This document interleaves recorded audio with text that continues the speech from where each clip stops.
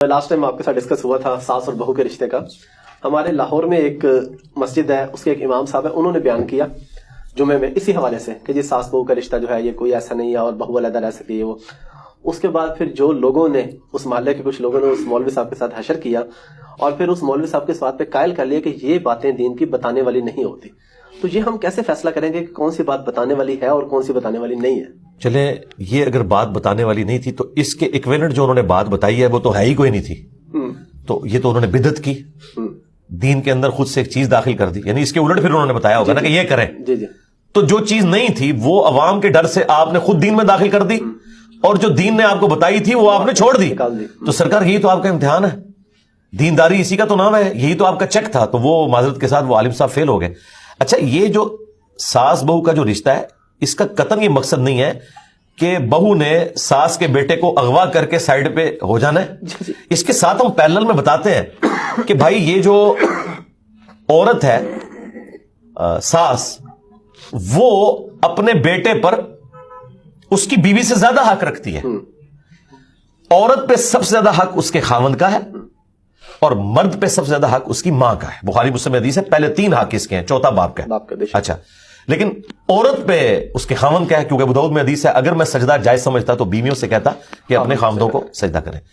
یہ الگ ہونے کا قطعاً یہ مقصد نہیں ہے کہ کوئی مرد اپنے ماں باپ کو گلنے سڑنے کے لیے چھوڑ دے, ان کے ساتھ حسن اخلاق سے پیش نہ آئے, نعوذ باللہ وہ بیمار ہو جائے وہ انہیں ہاسپٹل نہ لے کے جائے, ان کی تیمارداری نہ کرے. یہ بالکل نہیں ہے, یہ سارا کچھ مرد نے کرنا ہے, لیکن مرد کی بیوی نے نہیں کرنا, مرد نے کرنا ہے, چاہے وہ جس طریقے سے بھی کرے.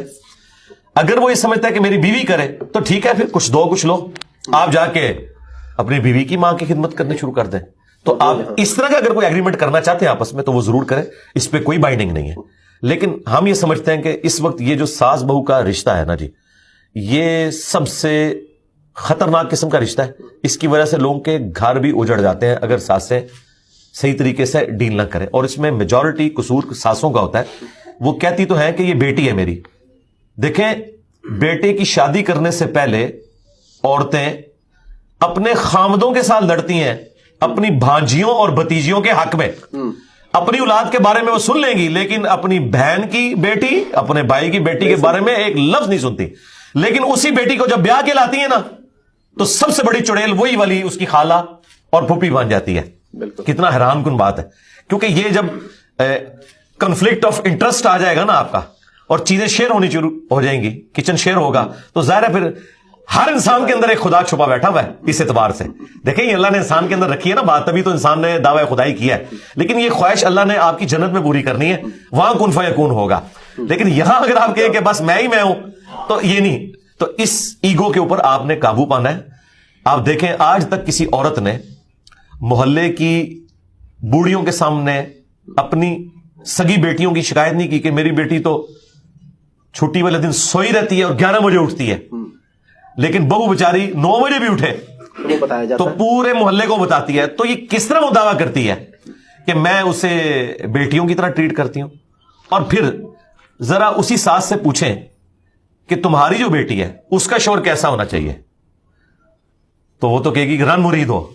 تو بس پھر جو اپنے لیے پسند کرتے ہو, بخاری مسلم میں ہے, وہی دوسرے کے لیے بھی پسند کرو.